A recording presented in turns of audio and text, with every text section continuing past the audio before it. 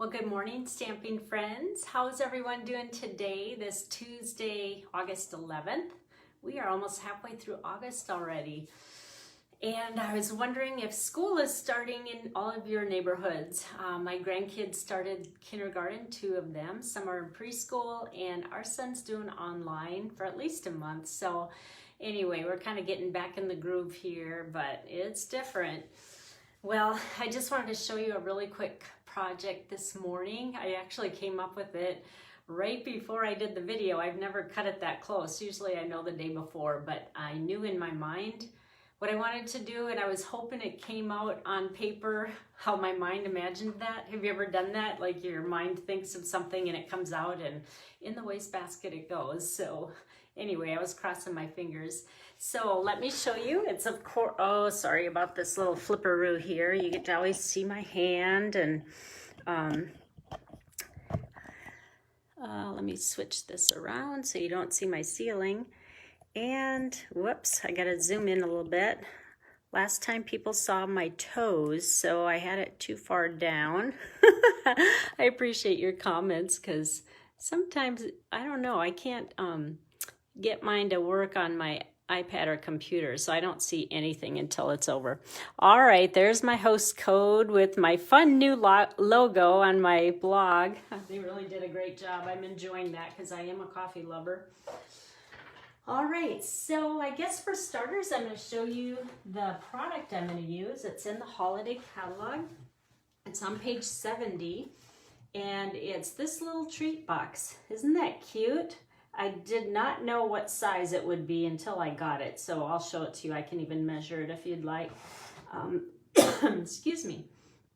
So let me set that aside here, and this is the project. It's actually a wedding treat box.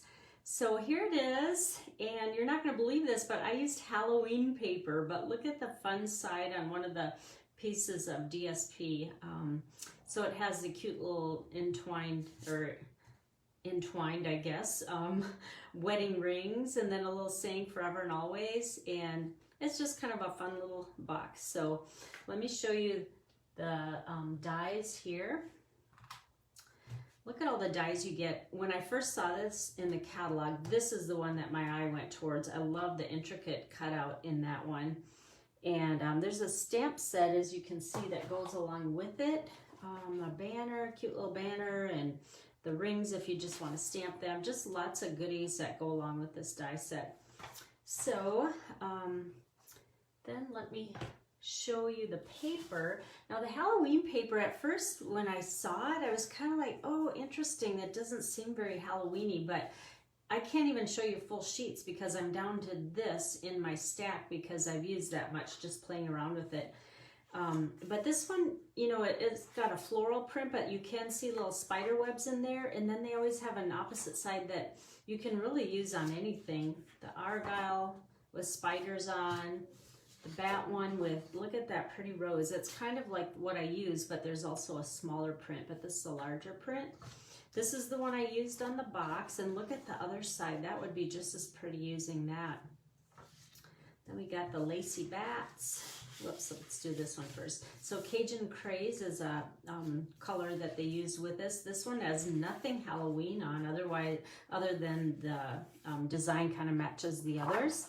And then kind of a doily look, but it's still kind of got that spider webby, and you can see there are some bats in there, but overall when you look, you can't really notice the bats as much. So that could be used as well on something non-Halloween. And then the bat one has also that same kind of print that one I just showed you with the black. So aren't they fun? Just more versatile than I thought. So I've really been having fun with that. So when you cut out the die, this is what it looks like. And you'll need a piece of cardstock or DSP that is either 6x6. So if you have a 6x6 sheet, you just put it on at a diagonal and it just hugs the edges, so it's the perfect size. But if you want to use cardstock, you'd need a 5.5 by 7.25 inch piece of cardstock. And I was going to tell you the measurements when you're done with it. It is about 2 inches by 3.25, so that's how big it is. You can kind of get an idea. All right, so like I said, it would be just as pretty with this side, but we're gonna make it floral for this wedding. And you know, black goes with everything. So all you have to do is pick up what other color is in their wedding and match it with this and with the ribbon or the tag or something. So just fold on all the score lines. There's not one up here, so just leave that one unfolded. And then all you're gonna do is kind of watch where those score lines are and take your adhesive and just put strips on the little tabs that are going to,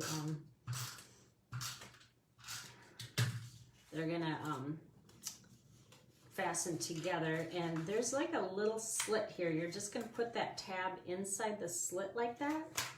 So simple. And then lift up that edge. And just make sure the edges are even with each other before you adhere it down like that. And now do the same for the other side. Put those two tabs. Whoops, I put sticky in there, but that's all right. It'll stick right in there.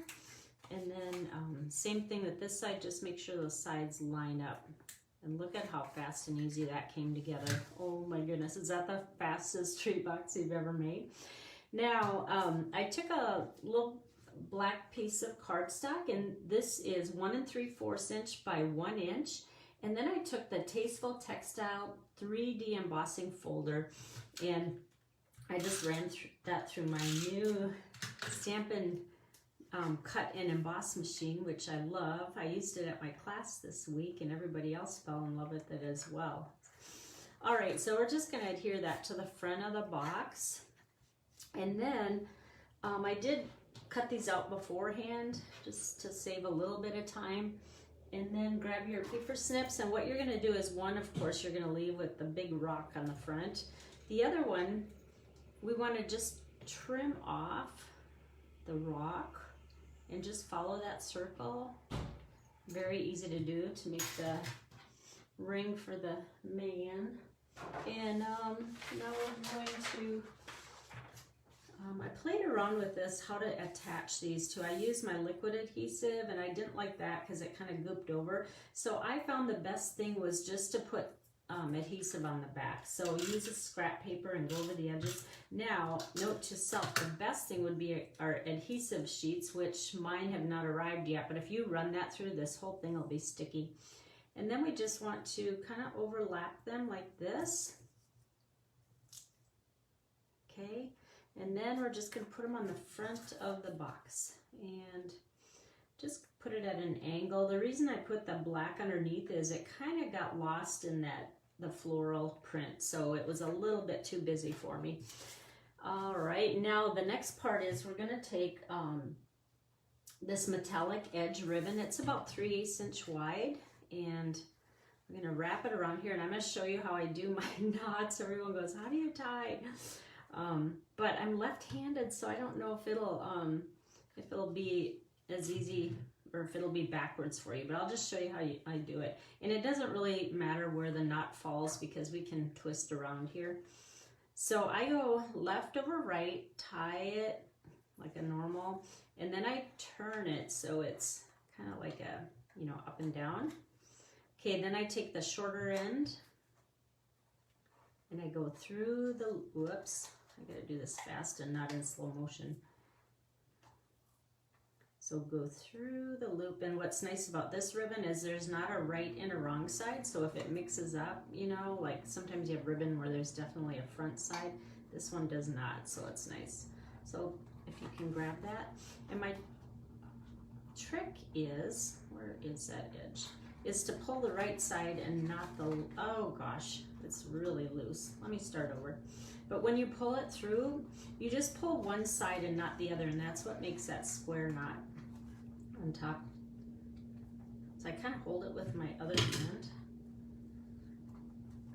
put the loop through, and then see how I'm going to pull it with the right side and not the left, and that makes that knot up there, okay? Now we just trim this down.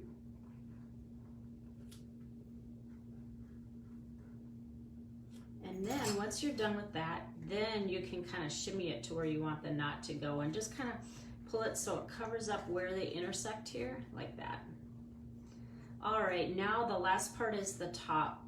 What I did for this was I took, if you can believe, this is from the Playful Pets Trim Combo Pack. You get a red 1/8 inch, I believe, or 1/4, no, I think it is 1/8 inch, the red one, and then this one, which black and white, you'd be using this all the time. So that's the ribbon we're gonna use at the top to make the bow. And then this, I did pre-do this. I pre-stamped and embossed. I just used Versamark with white embossing powder.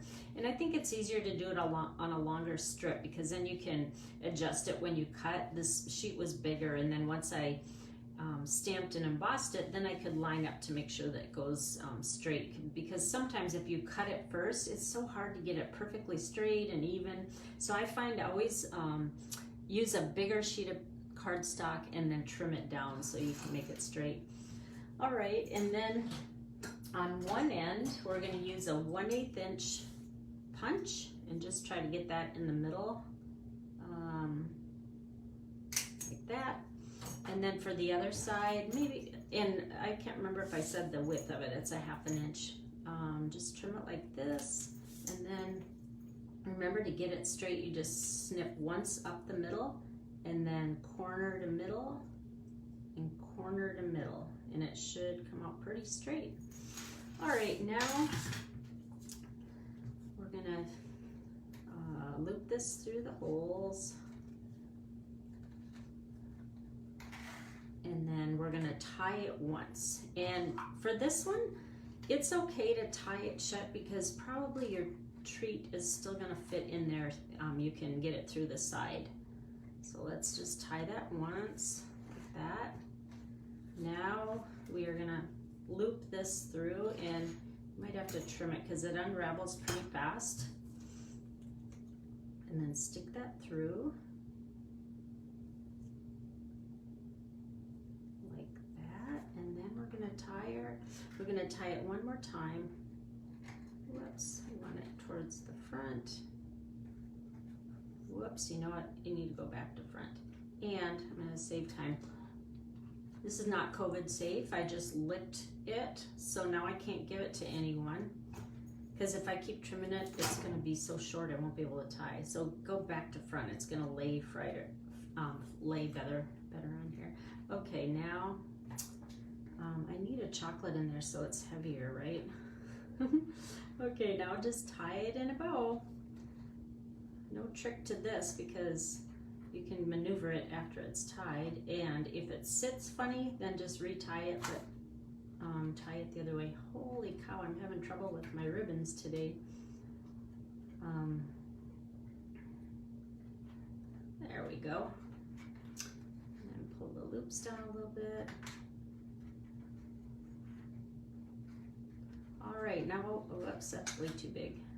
Now all we have to do is trim that other side off, and then we are done. So what could you put in this box? Well, you could roll up some money. You could put just a little treat. This would actually make a cute little tag. So find something. How about kisses in there? I mean, it'll hold anything. I think kisses or hugs and kisses would be cute. And then if you do like a wrapping for it, it would make a really cute tag. So anyway, that's my little project today. It didn't take very long, but I hope you enjoyed it, and I'll put all the supplies that I used on my blog, and then you can reference it if you like.